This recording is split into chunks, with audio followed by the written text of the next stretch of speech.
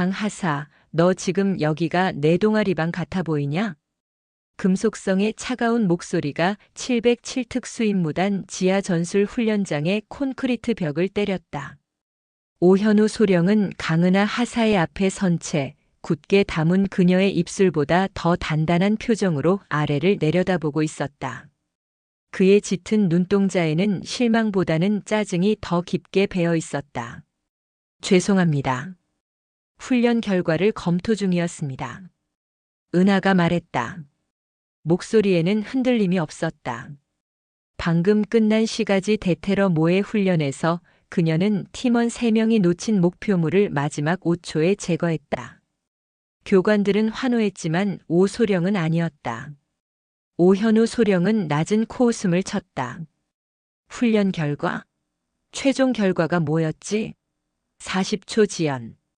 내 놈의 완벽주의 덕분에 인질머리에 구멍이 4개가 났어도 모자랄 시간이었다.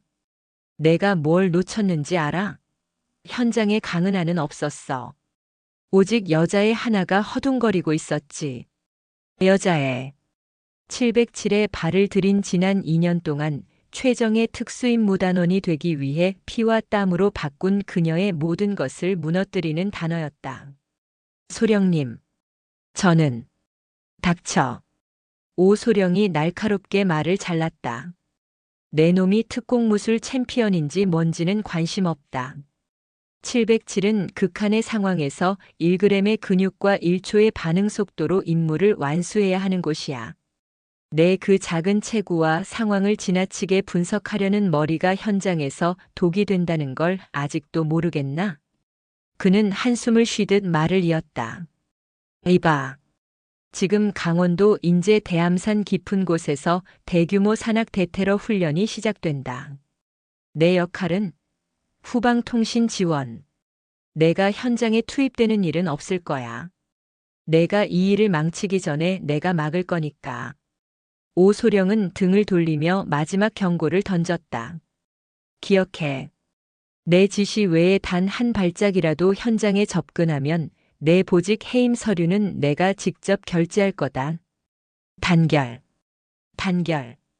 은하는 뼈가 시리도록 큰 소리로 경례했다. 그 무시와 편견은 그녀를 짓누르는 짐이었지만 동시에 그녀를 앞으로 나아가게 하는 뜨거운 연료이기도 했다. 강원도 인제군 해발 1000m가 넘는 대암산의 험준한 능선. 짙은 안개가 계곡 사이를 휘감고 있었고 숲은 특유의 서늘하고 눅진한 흙냄새를 뿜어내고 있었다. 오소령의 명령대로 후방에 배치된 은하는 조용히 통신 장비를 점검하고 있었다. 모의 인질극 적색 임무가 발령된 상황. 작전팀은 산 중턱에 폐쇄된 탄광 건물로 접근하고 있었다. 타겟 확인. 어팀 이동 중. 현재 좌표 N38.0XX, 228.0XX. 이상. 은하는 기계처럼 정확하게 보고했다. 오소령은 여전히 통신으로 그녀를 감시하고 있었다. 강하사, 내 역할은 소리 잡는 거다. 이상한 잡음이라도 놓치면. 알지? 은하는 대답 대신 숨을 참았다. 그녀의 주 임무는 적의 무선 통신 감청이었지만 훈련 도구로는 잡을 수 없는 미세한 소리들이 그녀의 예민한 귀를 자극하고 있었다. 휘파람 소리. 맑고 건조한 새소리나 바람 소리와는 전혀 다른 인위적인 경고음이었다. 은하는 즉시 무전 채널을 전환하고 해당 주파수를 집중적으로 분석했다. 순간 한 남자의 쉰 목소리가 포착되었다. 지연하지 마. 목표물은 꽉 잡았어. 짐승들이 먼저 오기 전에 산을 넘어야 한다고. 뒤이어 울리는 다른 남자의 다급한 목소리. 무슨 소리야? 약속된 시간이 아니잖아. 그리고 이 폐광이 내 놈들 약속 장소냐? 여긴 지금 특수부대가 득실거리는 훈련장이라고. 미친 거 아니야? 은하는 손이 떨리는 것을 느꼈다. 목표물, 짐승, 특수부대 득실거리는 훈련장. 이 모든 단어들은 이 훈련이 단순한 모의가 아님을 외치고 있었다. 그녀는 헬멧을 벗어던지고 숲속으로 조심스럽게 기어들어갔다. 고성능 쌍안경으로 탄광 입구를 살폈다. 훈련복이 아닌 검은색 작업복을 입은 건장한 남자 3명이 보였다. 그들의 손에 들린 것은 훈련용 모의 총기가 아니라 번들거리는 진짜 소총이었다. 그리고 그들 사이에 무릎 꿇고 앉아있는 남자. 턱에 짙은 수염이 덥수룩하고 넥타이가 헝클어진 채 입에 재갈이 물린 남자. 누가 봐도 인질이 아닌 납치된 간부였다. 이건 실제 상황이다. 탁! 탄광 건물 후방에서 짧고 둔탁한 소리가 났다. 실제 총성. 오소령이 이끄는 어팀이 뒤늦게 진짜 적들과 교전한 것이 분명했다. 강하사. 무슨 일이야? 총성 보고해. 오소령의 다급한 외침이 통신기로 들어왔지만 곧 치익하는 찢어지는 잡음과 함께 통신이 완전히 두절되었다. 누군가 고의적으로 무선 통신 장비를 교란시킨 것이었다. 은하는 산악용 무전기를 내려놓았다. 고립. 그녀는 배낭에서 K1 기관단총을 꺼내 격발 준비를 완료했다. 얼굴에는 더 이상 여자애의 망설임은 없었다. 오직 707특 수임 무단원으로서의 차가운 의무감과 편견을 부숴버릴 증명의 기회만 남아 있었다. 단독 임무 개시. 그녀는 숲속으로 그림자처럼 녹아들었다. 사냥이 시작되었다. 최동철. 광역 조폭 조직 백룡회의 행동대장 출신인 그는 산악 지형에서 잔뼈가 굵은 인물이었다. 그는 납치한 조직 간부를 빼돌리기 위해 이 훈련장을 택했다. 설마 특수부대 훈련 중에 진짜 테러가 터지겠어? 라는 역발상이었다. 하지만 그의 계획은 707팀의 움직임 때문에 엉망이 되었다. 젠장. 누가 여길 알았단 말이야. 최동철이 낡은 탄광벽을 주먹으로 쳤다. 부하 10명이 건물을 둘러싸고 있었고 납치된 간부는 공포에 질려 떨고 있었다. 형님, 방금 후방에서 총성이 났습니다. 우리 애들 둘이 연락이 안 돼요. 덩치가 산만한 부하가 다급하게 달려와 보고했다. 특수부대 놈들이 냄새 맡은 거야. 훈련이 아니라 실전으로 바뀐 거라고. 빨리 목표물을 트럭에 싣고 산 반대편으로 빠져야 해. 경계 올려. 최동철이 소리쳤다. 바로 그때 탄광 입구의 흙바닥에 박혀있던 작은 나무 말뚝을 최동철이 발견했다. 그 끝에는 훈련용이 아닌 날카롭게 깎인 돌 조각이 박혀 있었다. 특수전 병력만 쓰는 매복용 경고였다. 경고. 쥐새끼가? 부하 하나가 비웃었다. 쥐새끼가 아니야. 사냥꾼이지. 최동철이 중얼거렸다. 바로 그 순간 탄광 입구를 지키던 2명의 부하가 소리 없이 쓰러졌다. 총성도 비명도 없었다. 최동철은 즉시 엎드렸다. 공포가 목을 조여왔다. 그는 무전기를 들고 소리쳤다. 분대 해체. 절대 혼자 다니지 마. 녀석은 그림자다. 찾아서 쏴 죽여. 당장. 그는 숨을 헐떡이며 주변을 살폈다. 바람 소리, 나무 흔들리는 소리, 그리고 풀잎이 짓밟히는 소리. 아주 미세하고 거의 들리지 않는 소리. 최동철이 재빨리 총구를 돌렸다. 나무 뒤편에 검은색 훈련복을 입은 작은 그림자가 보였다. 찾았다, 이게 자식. 최동철이 총을 난사하기 직전. 그 그림자는 나무를 박차고 튀어나와 최동철의 시야에서 순식간에 사라졌다. 그의 옆을 지키던 부하의 목에 단검이 꽂히는 찰나의 순간. 최동철은 자신의 눈을 믿을 수 없었다. 여군이었다. 헬멧을 벗은 그녀의 얼굴은 흙먼지로 덮여 있었지만 눈빛만은 어떤 사냥꾼보다도 차갑고 잔인했다. 고작 여자의 하나라고. 그의 입에서 흘러나온 말은 경멸이 아닌 순수한 당황과 공포였다. 최동철은 총을 재장전하며 소리쳤다. 야, 너 뭐야? 어느 부대야? 지금 장난치는 거 아니야. 은하는 아무 대답도 하지 않았다. 단지 오른쪽 허벅지 근육을 이용해 쓰러진 부하의 총을 걷어차 공중으로 띄웠고 자신의 K1 기관단총 대신 그것을 잡아 정확하게 최동철의 어깨 위 나무를 향해 발사했다. 타타탕. 최동철은 반사적으로 고개를 숙였다. 튕겨나간 파편이 그의 뺨을 스쳤다. 그 순간 은하는 사라졌다. 최동철은 이마에 땀이 흘러내리는 것을 느꼈다. 훈련된 특수부대원이라 해도 저렇게 비현실적으로 빠른 움직임은 불가능했다. 게다가 여자? 형님, 저 여자가 우리 식구 3명을 벌써 죽였어요. 조심해야 합니다. 죽여? 최동철의 눈이 번뜩였다. 훈련용이 아니라고. 이거 재미있게 됐네. 여자애가 우리 조직을 가지고 놀아? 좋아. 산의 왕은 누가 될지 보여줘야지. 그는 남은 부하들에게 무전을 날렸다. 전원 대기. 나 혼자 잡는다. 이 계집을 잡는 놈에게는 내가 이권 전부를 준다.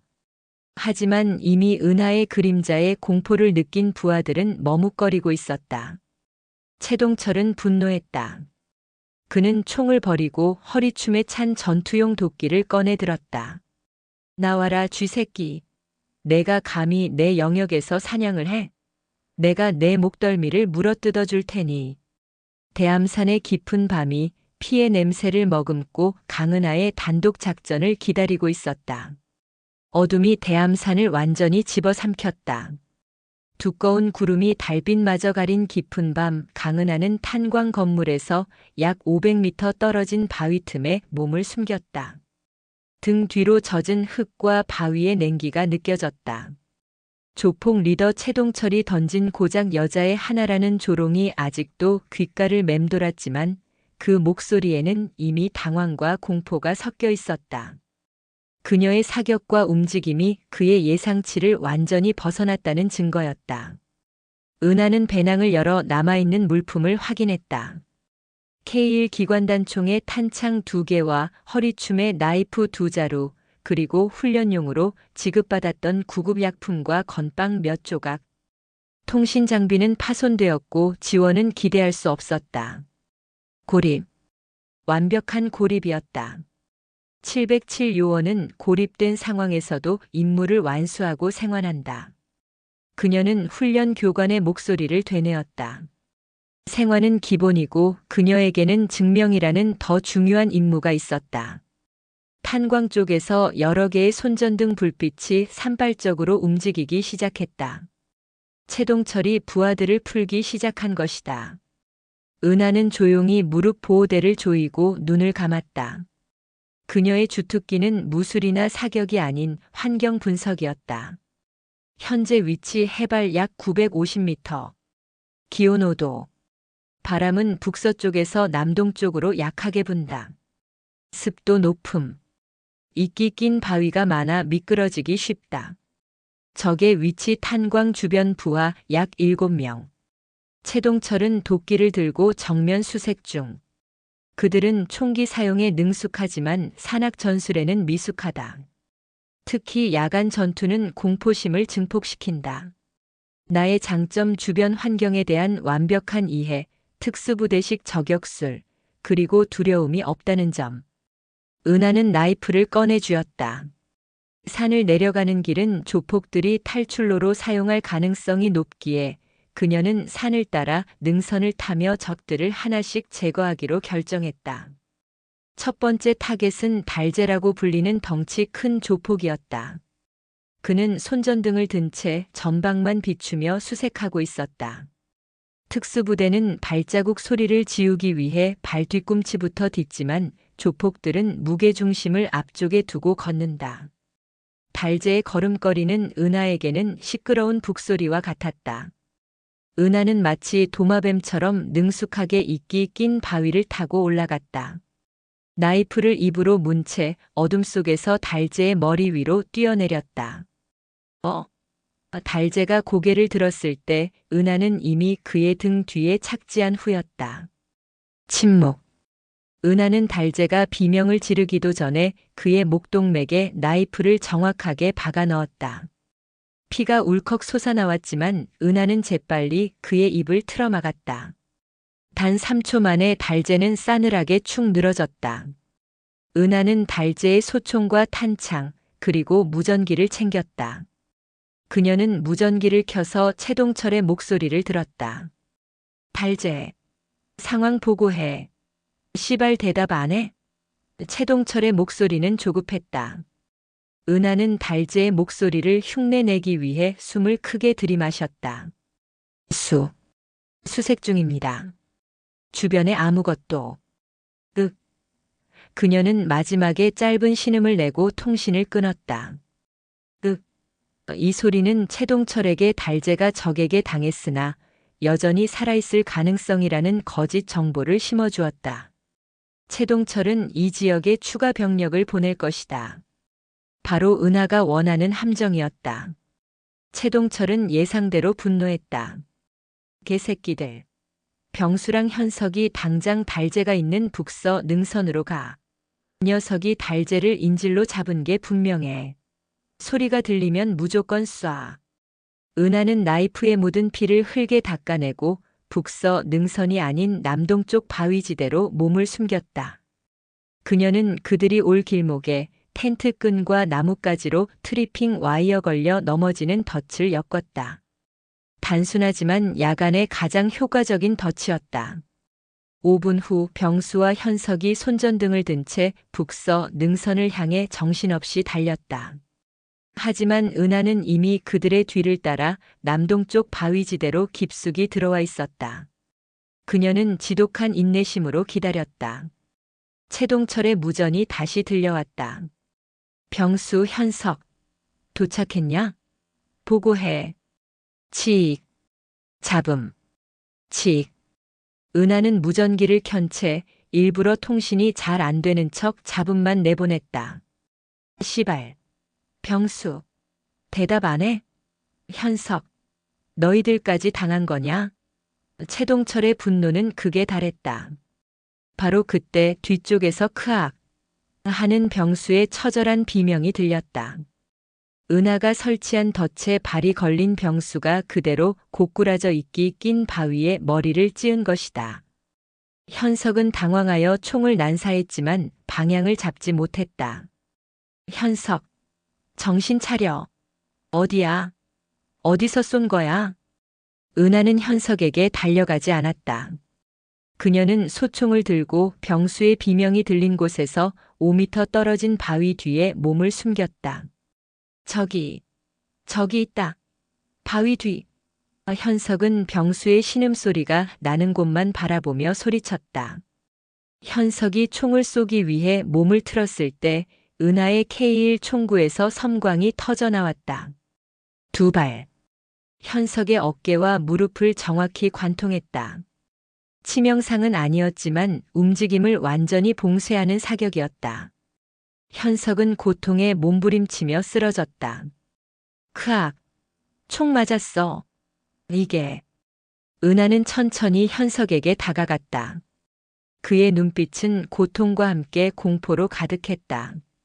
은하는 그의 총을 걷어찼다. 이봐요. 누나. 살려줘요. 내가 잘못했어. 현석이 헐떡이며 빌었다. 은하는 헬멧을 벗어 그의 앞에 던져 놓았다.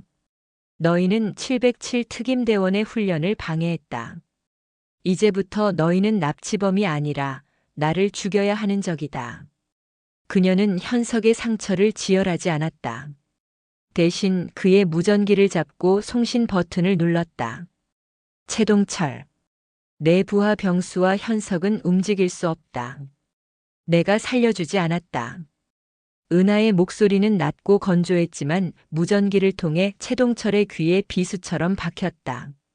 너, 내가 누구야? 당장 대답해. 내 놈들 대대장 이름이 뭐냐? 최동철이 통신 너머에서 광분했다. 은하는 현석의 소총 탄창을 꺼내 자기 주머니에 넣으며 대답했다. 내 이름은 강은하. 707 특수임무단 하사다. 그리고 난 너희 조직 전체를 여자애 혼자 잡아넣을 거다. 이 산을 내 무덤으로 만들어주지.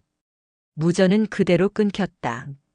현석은 피를 흘리며 은하를 올려다보았다. 그의 얼굴에는 경멸이 아닌 이제 진정한 경외감과 공포가 섞여 있었다. 최동철은 탄광벽에 머리를 박을 듯 분노했다. 무전 너머로 들린 강은하 하사라는 이름. 707. 그리고 여자. 경멸은 이제 사라지고 그의 머릿속은 오직 공포와 배신감으로 가득 찼다. 미친 계집애. 훈련 중에 왜 실탄을 써? 이 개 같은 특수부대 놈들이. 그는 도끼를 휘두르며 소리쳤다. 부하들이 웅성거렸다. 형님, 저거 진짜 707 맞습니까? 여자라니. 입 닥쳐. 707이든 707 할아버지든 이 산은 내 영역이야. 이 산에서 여자애 하나한테 당할 순 없어. 최동철은 조직 내에서 산의 왕이라 불렸다. 과거 조직 간의 싸움에서 이 험준한 산을 요새 삼아 수십 명을 몰살시킨 전력 때문이었다. 최동철은 냉정을 찾기 시작했다. 여자애 혼자. 그가 유일하게 믿을 수 있는 사실이었다. 아무리 707이라도 홀로 10명이 넘는 무장 조직을 상대할 수는 없다. 내 말 잘 들어. 이 계집은 혼자야.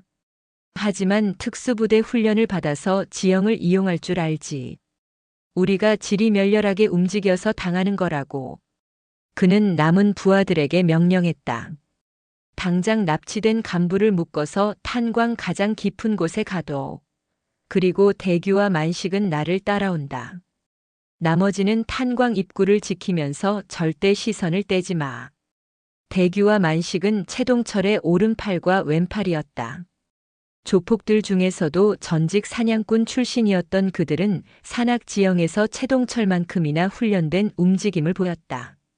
최동철은 이들을 이용해 은하를 덫으로 몰아넣을 생각이었다.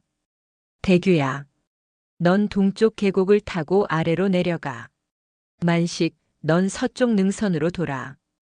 포위망을 좁혀서 계집애를 가운데 바위지대로 몰아넣는다. 거긴 사격각이 안 나와. 근접전으로 끌고 가면 체구 차이 때문에 승산은 우리에게 있어. 최동철의 명령은 냉철했다. 그는 은하의 강점인 지형 이용과 기습을 차단하고 은하의 약점인 체구와 근접전으로 승부를 보려 했다. 은하는 자신이 일부러 남긴 흔적을 따라 최동철과 두 부하가 추격해 오고 있음을 감지했다. 그녀는 그들이 포위망을 좁혀오고 있다는 사실 또한 알고 있었다. 이제부터는 단순한 제거가 아니다. 압도적인 힘으로 그들의 사기를 완전히 꺾어 놓아야 한다. 은하는 추격대 셋이 만날 것으로 예상되는 작은 늪지대로 향했다. 그곳은 겉으로는 마른 땅 같았지만 집안이 무른 위험지대였다. 그녀는 미리 준비해둔 나뭇가지와 흙을 이용해 가장 깊은 늪의 위치를 완벽하게 위장했다. 잠시 후 대규가 동쪽에서 빠른 속도로 늪지대에 진입했다. 사냥꾼 출신답게 조용하고 민첩했다. 형님, 이 근처에서 발자국이 끊겼습니다. 대규가 무전으로 보고했다. 잠깐 멈춰. 그 계집애가 덫을 놨을지 몰라. 함부로 움직이지 마. 최동철이 경고했다. 바로 그 순간 은하는 늪지대 상공에 걸쳐있던 굵은 나뭇가지를 단번에 끊어냈다. 그 가지에는 그녀가 미리 주워 모은 돌멩이 수십 개가 묶여 있었다. 와르르. 돌덩이들이 대규의 머리 위로 쏟아졌다.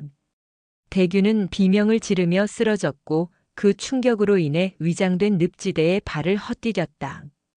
크악! 발이 안 빠져. 대규가 비명을 질렀다. 그의 허벅지까지 지늘게 잠기기 시작했다. 최동철과 만식이 동시에 늪지대로 달려왔다. 대규야, 정신 차려. 만식이 대규를 구하기 위해 손을 내밀었을 때 은하의 K1 기관단총이 어둠 속에서 불을 뿜었다. 타타탕. 이번에는 치명상이 아니었다. 그녀는 만식의 손목과 최동철의 팔뚝에 스치듯 사격했다. 고통과 동시에 공포를 심어주는 사격. 최동철은 팔에서 피가 흐르는 것을 보며 이를 악물었다. 적의 집, 저격수야. 젠장. 만식 어모. 내가 대규 꺼낸다. 만식은 팔을 부여잡고 비명을 질렀다. 아, 형님. 팔이 안 움직입니다. 은하는 다시 총을 발사하지 않았다. 그녀는 이미 저격수가 여기 있다는 착각을 심어준 후였다.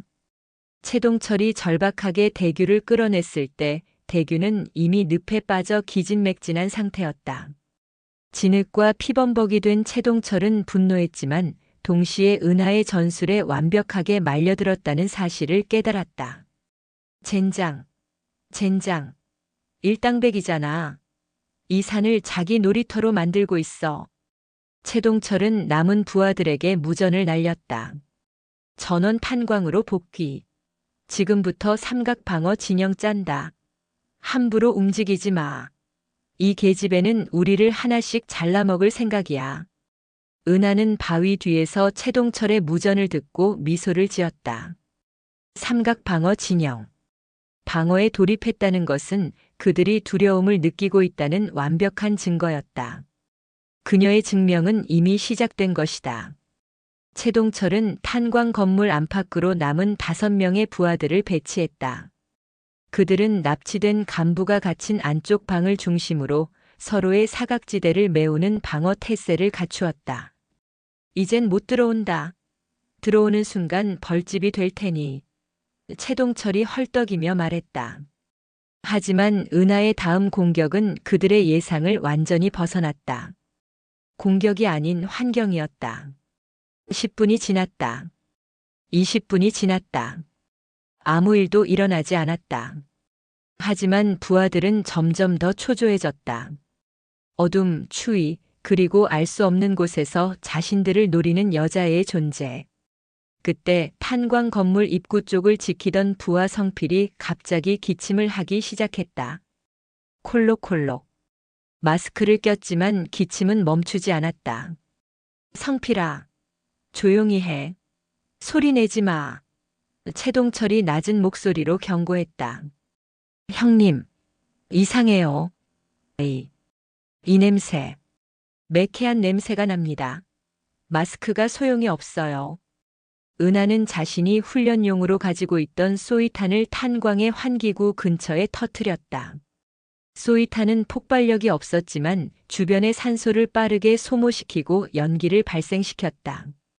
이 연기는 탄광 내부로 스며들면서 산소를 희박하게 만들었다. 이거 가스야. 가스. 질식할 것 같아. 다른 부하들이 소리치기 시작했다. 공포는 전염성이 강했다. 산소 부족과 연기로 인해 부하들은 마스크를 벗었고 방어 진영은 완전히 무너지기 시작했다. 이건 가짜야. 훈련용 장난이라고. 최동철이 소리쳤다. 하지만 그조차도 숨쉬기가 버거웠다. 바로 그 순간 연기를 뚫고 은하의 그림자가 나타났다. 그녀는 방독면을 쓰고 K1 기관단총 대신 진압용 섬광 수류탄을 들고 있었다. 터져라. 섬광탄이 터지고 탄광 내부는 지옥이 되었다. 섬광탄의 폭발과 함께 부하들은 비명조차 지르지 못하고 쓰러졌다. 이어진 연기 흡입으로 그들은 눈을 제대로 뜨지 못하고 총을 떨어뜨렸다. 방독면을 쓴 강은하에게 그들은 움직이는 목표물에 불과했다.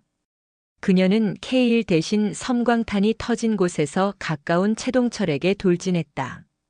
최동철은 눈을 감은 채 팔을 허우적거렸다. 어디야? 어디 있냐고.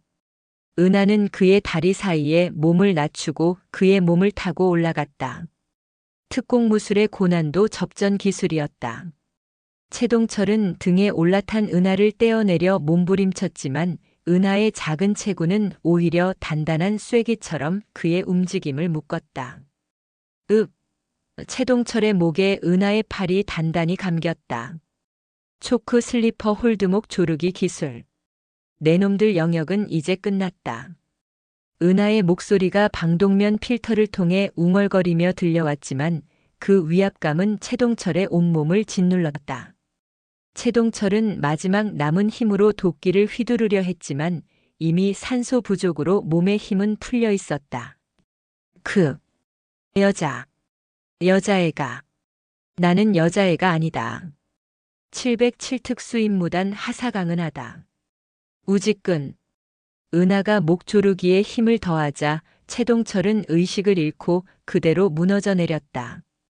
건물 내부에는 이제 은하를 제외하고 모두 쓰러져 있었다. 그녀는 방독면을 벗어던지고 깊은 숨을 내쉬었다. 납치된 간부는 공포에 질려 떨고 있었다. 은하는 그에게 다가갔다. 괜찮습니다. 대한민국 707 특수임무단이 현장을 장악했습니다. 은하가 말했다. 납치된 간부는 은하를 멍하니 바라보았다. 여자? 707? 은하는 쓰러진 최동철의 무전기를 집어들고 채널을 최대한 높였다. 그리고 707팀이 쓰는 긴급 구조 주파수로 바꾼 후 강렬하고 명확한 목소리로 외쳤다. 여기는 대암산 탄광. 강은하 하사. 현장 장악 완료. 인질 안전 확보. 적 전원 무력화. 현재 통신 두절로 인한 단독 작전 성공. 오소령님 들립니까? 이제 와서 이 쓰레기들을 치우십시오. 오버. 충격과 수습. 강원도 인제군 외곽에 대기 중이던 오현우 소령과 707팀은 갑작스러운 은하의 무전의 충격에 휩싸였다. 그들은 몇 시간 동안 통신이 두절되어 은하와 어팀 모두를 잃은 줄 알았다. 강하사 맞나? 너 지금 무슨 소리를 하는 거야? 너는 후방 지원조야. 오소령이 믿을 수 없다는 듯 소리쳤다. 죄송하지만 저는 현장에 있었습니다. 여자애가 허둥거릴까봐 걱정하셨던 소령님 우려와 달리 임무는 완벽하게 끝났습니다. 오셔서 이 진짜 인질과 진짜 조폭들을 확인하십시오. 이상. 오소령은 말을 잇지 못했다. 그의 눈앞에는 실탄 사용 금지, 임무지역 이탈, 단독 작전 등 수많은 징계 사유가 떠올랐지만 그것들은 방금 들은 인질 안전 확보, 적 전원 무력화, 단독 작전 성공이라는 단어 앞에 힘없이 무너졌다. 이 시간 후 오소령이 이끄는 707팀이 현장에 도착했다.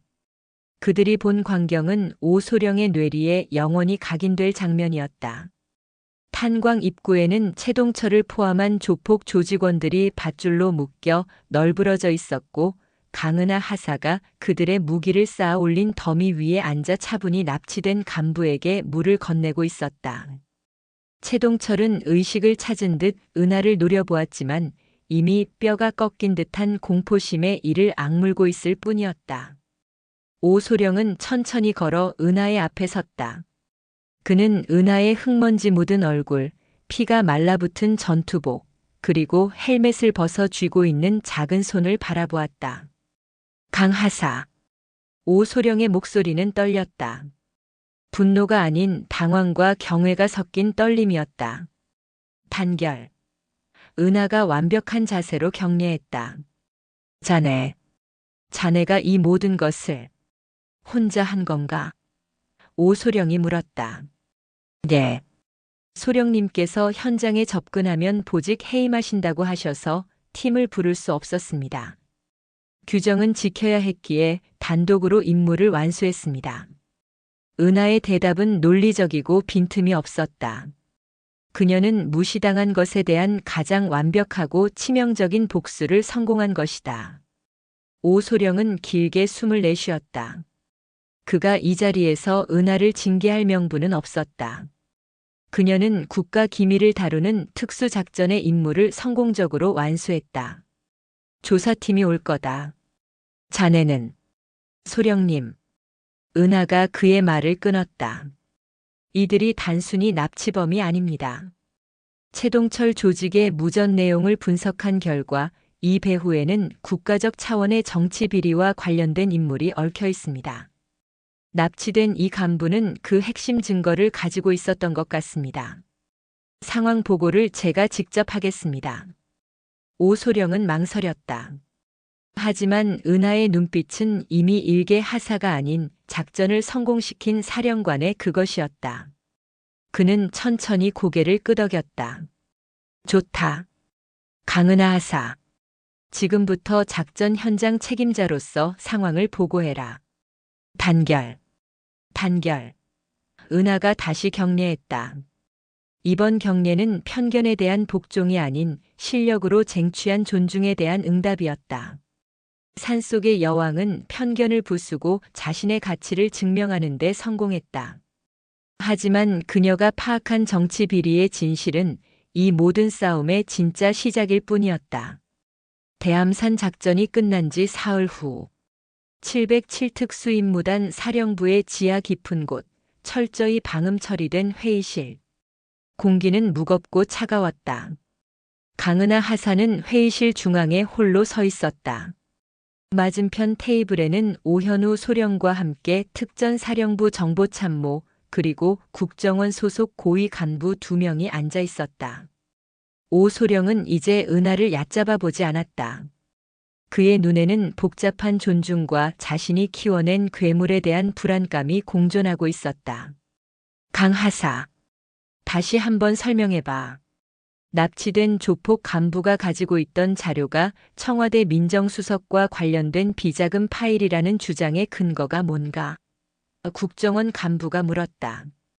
그의 목소리는 냉정했고 은하의 주장을 믿지 않으려는 기색이 역력했다.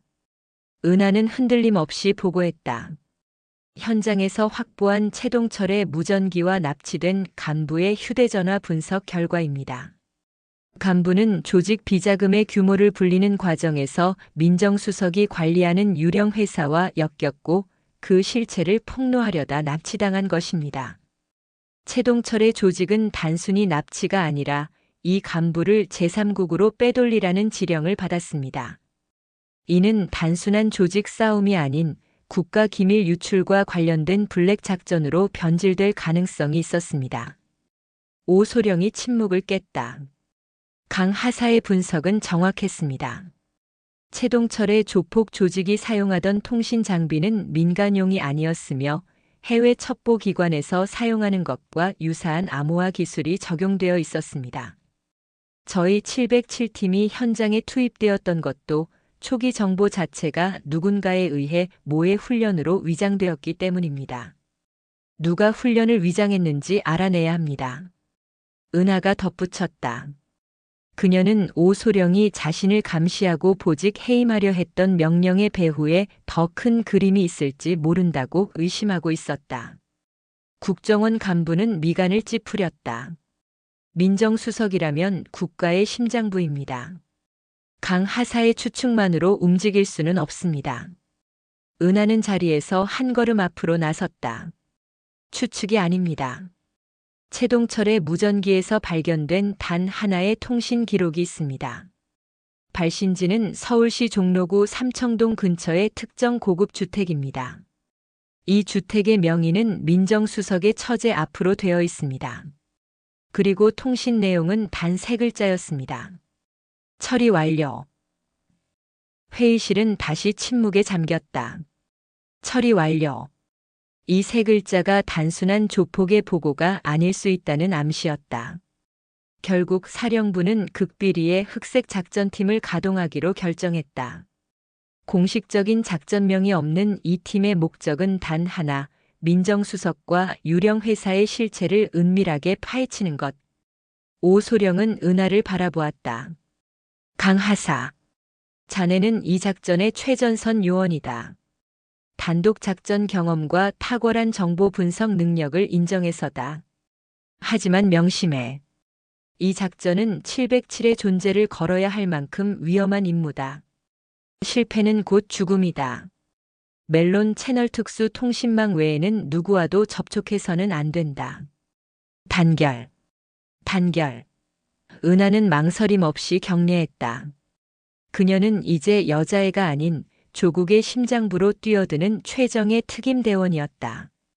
그녀의 증명은 끝나지 않았다.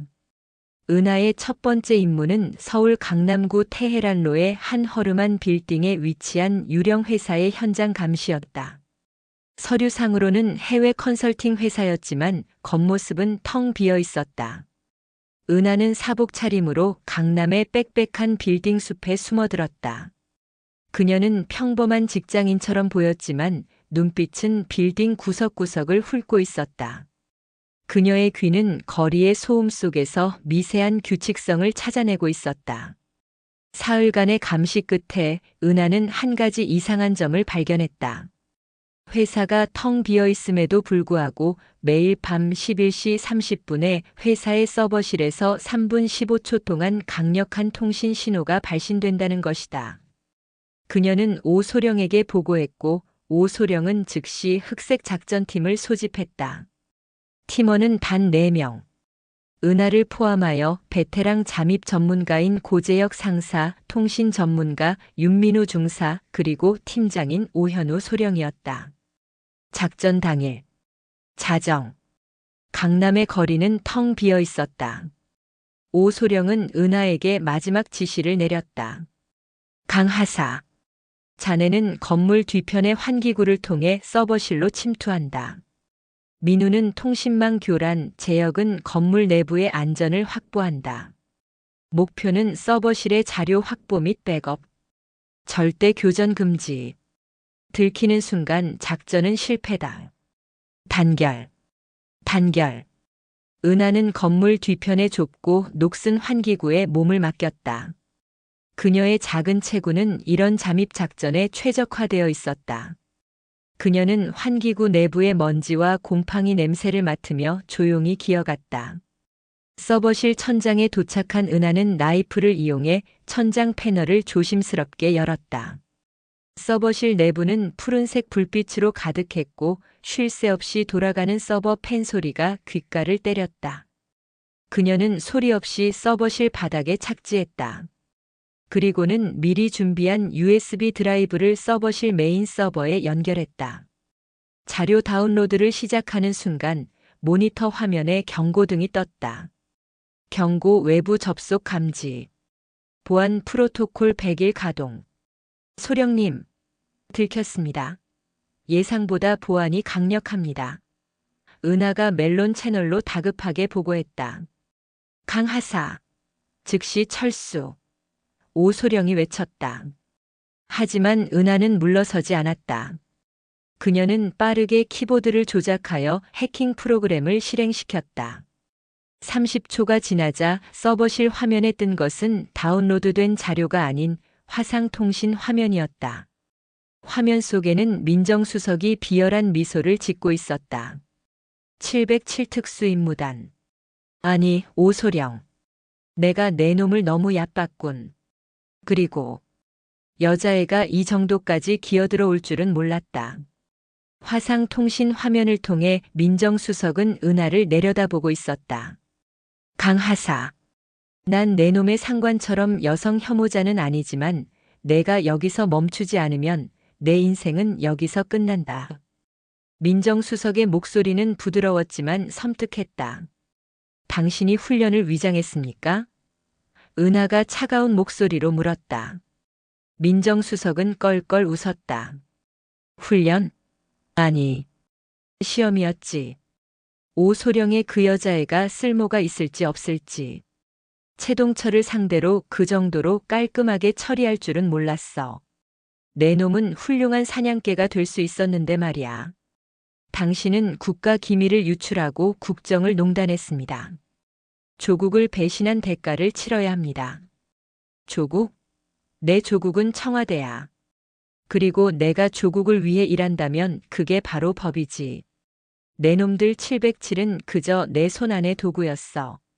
민정수석이 말했다. 그때 서버실의 문이 철컥하고 잠기는 소리가 났다. 강하사. 문이 잠겼다. 비상. 민정수석. 당신 지금 무슨 짓을 하는 거야?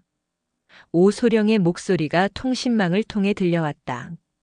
오소령. 유감이지만 이건 내 영역이다. 내 팀은 이미 포위되었어. 강남경찰서 특수수사팀이 너희를 무장강도로 체포하러 진입 중이다. 그리고 강하사.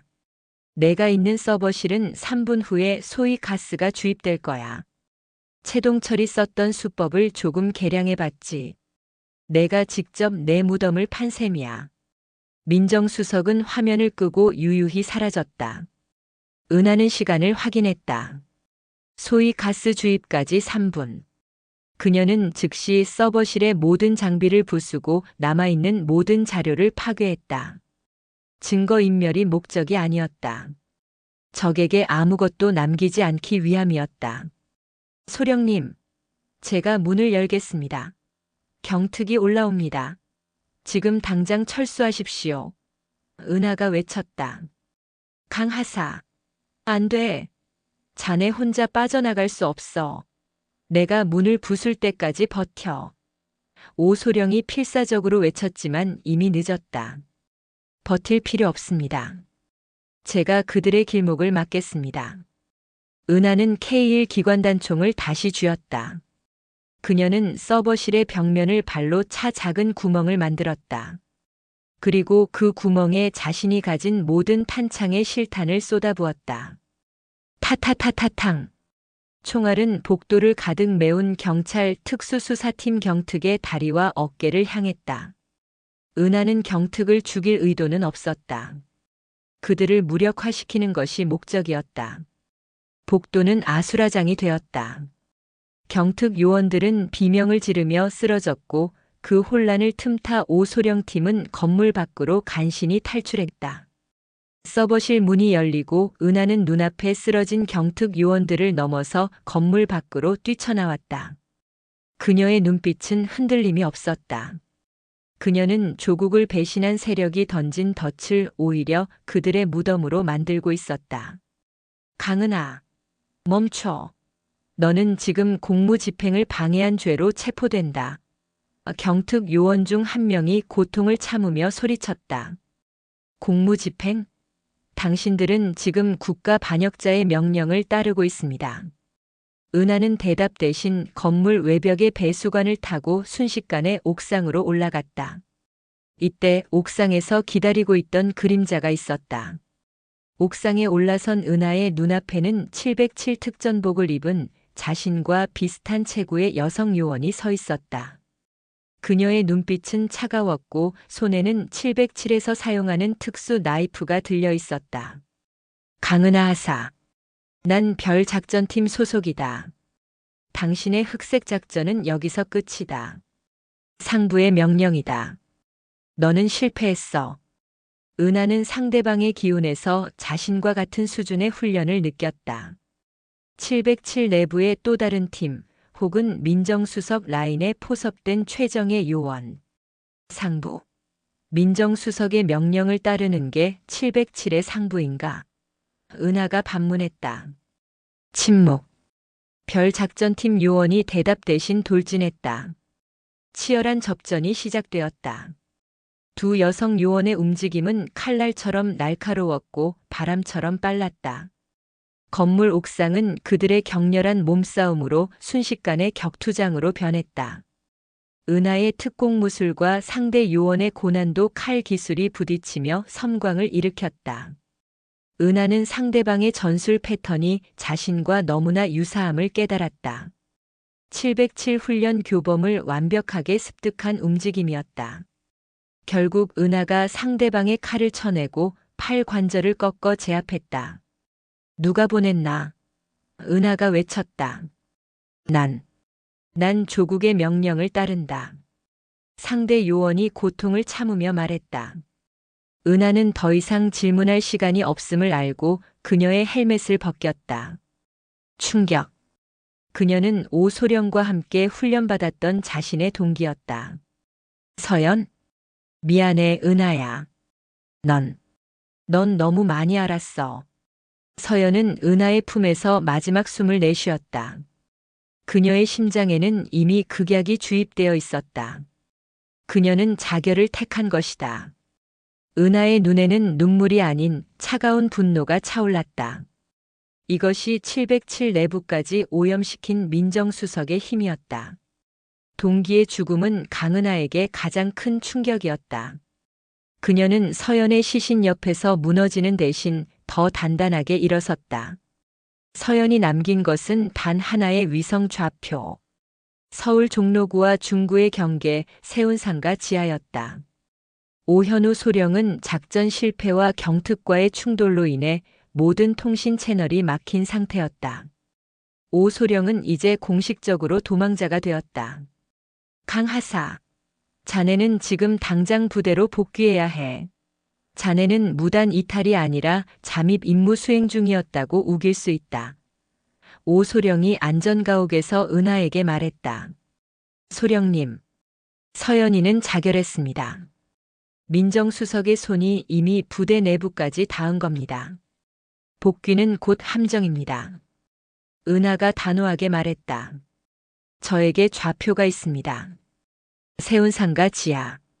그곳에 민정수석의 진짜 거점이 있을 겁니다. 오소령은 결심했다. 좋아. 자네를 막을 수도 이 작전을 중단시킬 수도 없다.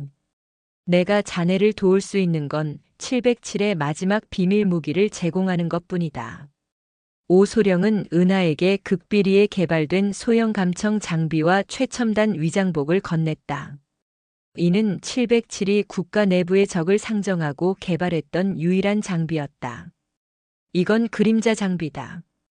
이걸 입고 움직이는 순간 자네는 국정원과 사령부의 레이더망에서 완전히 사라진다. 하지만 들키는 순간 조국이 자네를 버릴 것이다. 단결. 은하는 그림자 장비를 착용했다. 그녀의 작은 체구는 장비와 완벽하게 융합되었다. 서울 세운상가 지하. 수많은 전자 부품 상점과 미로 같은 통로가 얽혀있는 이곳은 낮에는 활력이 넘쳤지만 밤에는 쥐새끼들만 돌아다니는 어둠의 세계였다. 은하는 서연이 남긴 좌표를 따라 지하 3층까지 내려갔다. 그곳에는 폐쇄된 전기 수리 공장이라는 간판이 붙은 육중한 철문이 있었다. 그녀는 고재혁 상사에게 받은 특수 해킹 도구를 이용해 철문을 열었다. 안으로 들어서자 그녀는 충격적인 광경을 목격했다. 그곳은 단순한 은신처가 아니었다. 서버실, 통신실, 무기고 그리고 방탄 유리로 된 중앙 통제실까지 작은 지하 요새였다. 그리고 수십 명의 사설 경호 인력이 요새를 지키고 있었다. 그들의 장비는 웬만한 국가 특수부대보다 우수했다. 민정수석은 단순한 정치인이 아니었다. 그는 국가를 전복시키려는 거대한 범죄 조직의 리더였다.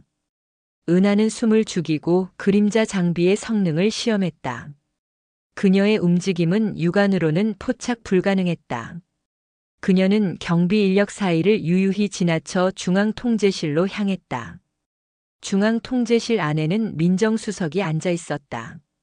그의 앞에는 여러 개의 대형 모니터가 켜져 있었고 그중 하나에는 707 특임대 출신 요원 명단이 떠 있었다.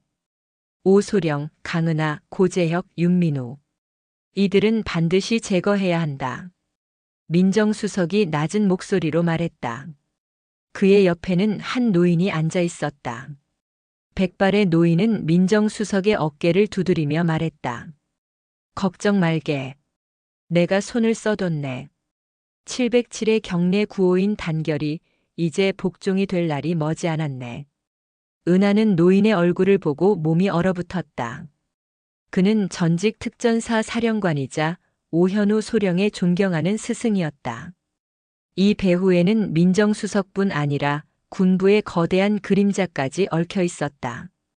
은하는 심장이 터질 듯 했지만 정신을 가다듬었다. 그녀는 그림자 장비를 해제하고 중앙통제실의 방탄 유리 앞에서 모습을 드러냈다. 민정수석, 당신의 흑막은 여기서 끝입니다. 은하가 외쳤다. 민정수석과 전직 사령관은 동시에 은하를 바라보았다. 그들의 얼굴에는 놀라움보다는 예상했다는 듯한 섬뜩한 미소가 떠올랐다.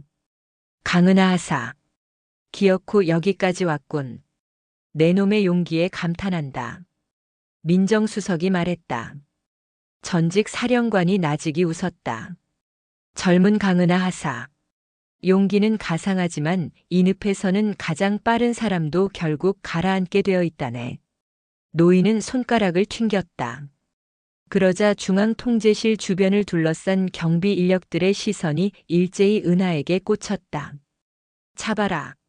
산에서처럼 내 놈의 무덤을 여기서 파주마. 은하의 앞에는 수십 명의 무장 경비가 그녀를 향해 총구를 겨누고 있었다. 고립된 산속에서의 싸움과는 비교도 안 되는 서울 지하 요새에서의 절망적인 전투가 시작되었다. 강은하의 앞에는 수십 명의 무장 경비가 그녀를 향해 총구를 겨누고 있었다. 그들의 장비와 자세는 일반 경비가 아니었다. 군 특수부대나 경찰 특공대 출신임이 분명했다. 은하가 그림자 장비를 벗은 것은 실수였지만 후회하지 않았다. 이곳에서 싸워야 했다. 민정수석, 전직 사령관, 당신들이 대한민국을 망치고 있습니다. 은하가 외쳤다. 민정수석은 미소를 지으며 일어섰다. 망쳐? 내가 이 나라를 바로 세우고 있는 거다. 내 놈 같은 애송이 여군이 알 필요는 없고, 내 놈이 여기서 죽으면 오소령도 곧 죽을 테니 염려 마라. 전직 사령관이 손을 내렸다. 발포 준비. 헤드샷은 금지. 산채로 잡아서 자네의 상관에게 좋은 선물을 보내야지. 경비들이 동시에 방아쇠를 당기려던 찰나 은하가 먼저 움직였다. 그녀는 바닥에 떨어진 철제 파이프를 발로 차올려 정면 경비의 얼굴에 명중시키고 그 충격으로 몸을 옆으로 회전시켜 벽에 붙었다. 타타타탕. 실탄 세례가 은하가 서 있던 자리를 갈아 마셨다. 그녀는 K2를 난사하는 대신 허리춤에 감춰둔 섬광탄 2개를 경비대 중앙에 던졌다. 번쩍, 쾅. 섬광과 폭음이 지하 요새를 휩쓸었다. 경비들이 비명을 지르며 눈을 가렸다. 707 훈련을 통해 섬광에 익숙한 은하는 찰나의 기회를 놓치지 않았다. 그녀는 가장 가까운 경비에게 돌진, 목을 꺾어 쓰러뜨리고 그의 소총을 빼앗았다. 사격 금지. 섬광탄이야. 시야 확보. 민정수석이 통제실에서 소리쳤다. 은하는 경비들의 방어 진영이 무너진 틈을 타 랜덤 무브먼트 전술을 사용했다. 일정한 패턴 없이 마치 미친 듯이 이리저리 뛰어다니며 사격했다. 그녀의 총구는 경비들의 무릎과 팔만을 노렸다. 그들을 죽이는 것이 목적이 아니었다. 무력화였다. 지하 요새는 순식간에 난장판이 되었다. 경비들은 서로에게 오인 사격을 가했고 은하의 정확하고 빠른 사격에 의해 하나둘 무릎을 꿇었다. 그녀는 작은 체구의 약점을 민첩성과 예측 불가능한 움직임으로 완전히 뒤집었다. 중앙통제실의 민정수석은 경악했다. 말도 안 돼. 저건 인간의 움직임이 아니야. 전직 사령관의 얼굴도 굳었다. 역시 오소령이 키운 괴물이군. 하지만 아직 끝이 아니다. 노인은 테이블 아래의 버튼을 눌렀다. 지하 요새의 후방에서 육중한 철문이 열리고 방탄복을 입은 특수 용병 10명이 추가로 쏟아져 나왔다. 이들은 총기 대신 전기 충격기와 진압봉을 들고 있었다. 근접전으로 은하를 제압하려는 의도였다. 은하는 자신이 탄창을 교환할 시간이 없음을 알았다. 그녀는 소총을 버리고 양손에 나이프를 꺼내 들었다. 와라. 은하가 포효했다. 용병들이 그녀에게 달려들었다. 은하는 나이프를 이용해 전기 충격기의 전선을 끊고 진압봉을 피하며 용병들의 관절과 급소를 노렸다. 그녀의 움직임은 우아했지만 공격은 잔혹했다. 한 용병이 팔이 꺾여 비명을 질렀고 다른 용병은 무릎 뒤에 힘줄이 끊어져 쓰러졌다. 은하는 용병들을 제압하며 통제실로 조금씩 전진했다. 그녀는 이미 피와 흙먼지로 범벅이 되어 있었지만 그녀의 눈빛은 사냥을 즐기는 늑대처럼 빛나고 있었다. 은하가 마지막 용병을 제압하고 통제실 문을 향해 돌진하려던 그때 지하 요새 전체의 통신이 울려 퍼졌다. 여기는 707 특수임무단. 우리는 강은하 하사를 지원한다. 전원 무장 해제하고 투항하라. 단결. 오현우 소령의 목소리였다. 은하는 희미한 미소를 지었다. 그녀가 홀로 버티는 동안 오소령은 나머지 팀원들을 모아 지하 요새의 외부 통로를 찾아낸 것이다. 고재혁 상사와 윤민우 중사가 들이닥치자 경비들은 혼란에 빠졌다. 소령님, 후방에서 지원팀 진입, 동쪽 통로를 봉쇄합니다. 윤민우 중사가 외쳤다. 강하사, 내가 뚫을 때까지 통제실만 막아. 절대 그들을 놓치지 마. 오소령이 명령했다. 은하는 고개를 끄덕였다. 그녀는 다시 K를 쥐고 통제실 문을 향해 마지막 남은 탄창을 쏟아부었다. 쾅! 육중한 방탄 유리로 된 통제실 문이 충격을 받아 찌그러졌다. 민정수석과 전직 사령관은 더 이상 도망칠 곳이 없음을 깨달았다. 전직 사령관이 자리에서 일어났다. 그의 손에는 훈련용이 아닌 실탄이 장전된 권총이 들려 있었다. 강하사, 내 놈이 여기까지 온 건 대단하다. 하지만 707의 교범을 만든 것은 바로 나다. 내 전술은 이미 나에게는 손금처럼 훤하다. 노인은 권총을 통제실 문으로 겨누고 은하가 문을 열고 들어오는 순간을 기다렸다. 바로 그때 오소령이 폭약을 터뜨리며 통제실 반대쪽 벽을 부수고 진입했다. 발포. 강은하를 엄호하라. 단결. 오소령의 등장으로 상황은 순식간에 역전되었다. 소령. 이 배신자. 전직 사령관이 오소령을 향해 총구를 돌렸다. 저는 배신자가 아닙니다. 조국에 복종하는 겁니다. 당신이 복종을 버렸습니다. 오소령은 눈물을 머금은 채 총을 쏘았다. 노인의 어깨에 총알이 박혔다. 노인은 비틀거렸다. 그 찰나의 순간 강은하가 부서진 문을 박차고 통제실로 뛰어들었다. 그녀의 목표는 총이 아닌 민정수석이었다. 민정수석은 도망치려 했지만 은하는 그의 목덜미를 잡고 바닥에 내리꽂았다. 처리 완료.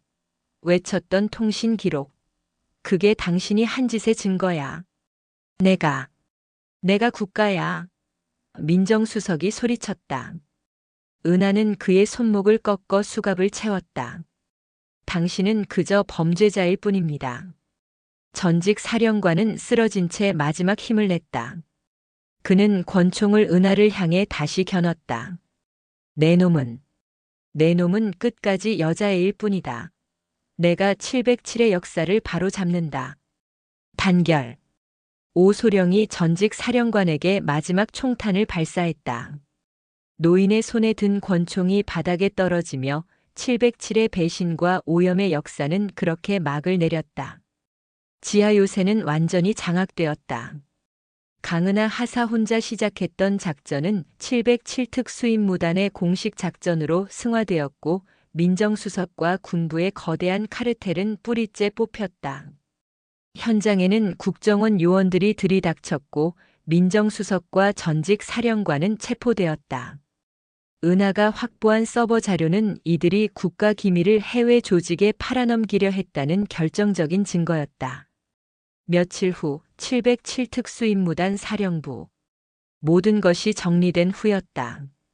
은하는 작전 보고서를 제출했고 오소령은 복잡한 표정으로 그녀를 바라보았다. 강하사. 자네는 군법회의에 회부되어야 마땅하다. 오소령이 말했다.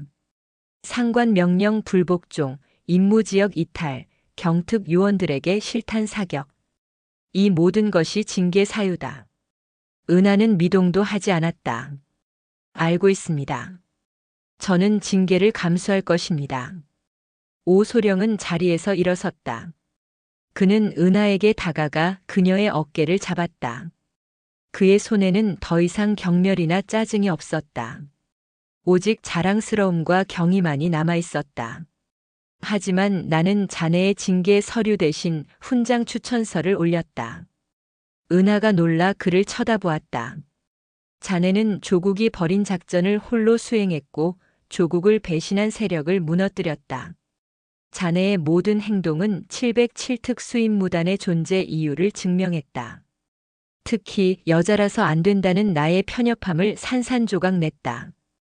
오소령이 씁쓸하게 웃었다. 강하사, 나는 자네에게 공식적으로 사과한다. 그리고 자네는 이제 707특 수임무단의 전설이 될 거다. 자네를 여자애라고 불렀던 모든 이들이 자네의 이름을 기억하게 될 것이다. 은하의 눈시울이 뜨거워졌다. 그녀는 굳게 담은 입술을 풀고 오소령을 바라보았다. 소령님, 감사합니다. 자네가 받을 훈장의 이름은 흑색작전 영웅이다. 그리고 자네는 오늘부로 707특 수임무단 특수정보분석팀 팀장으로 승진한다. 오소령이 말했다. 이제부터 자네의 임무는 다시 나타날지 모르는 조국의 그림자를 막는 것이다. 그녀는 하얀 장갑을 낀 주먹을 쥐었다. 증명. 그녀는 자신과의 싸움에서 이겼고 조국의 편견과의 싸움에서도 이겼다. 오소령이 격려했다. 강은하 팀장. 단결. 은하도 힘차게 격려했다. 단결. 밖으로 나선 은하에게 707특 임대원들이 일제히 격려했다. 그들의 눈빛은 이제 존경과 신뢰로 가득 차 있었다. 강은하. 그녀는 여전히 작은 체구였지만 그녀가 서 있는 곳은 707특 수임무단의 심장이었다. 소설은 강은하가 다음 임무를 암시하는 메시지를 받는 것으로 끝난다. 그녀의 손에 들린 작은 단말기에는 알 수 없는 암호가 떠오른다. 코드명 그림자 재발. 위치 미상. 은하는 미소를 지었다. 그녀의 싸움은 이제 시작이었다. 그녀는 이 땅에 다시 어둠이 들이우지 않도록 영원히 조국의 그림자 속에서 싸워나갈 것이다.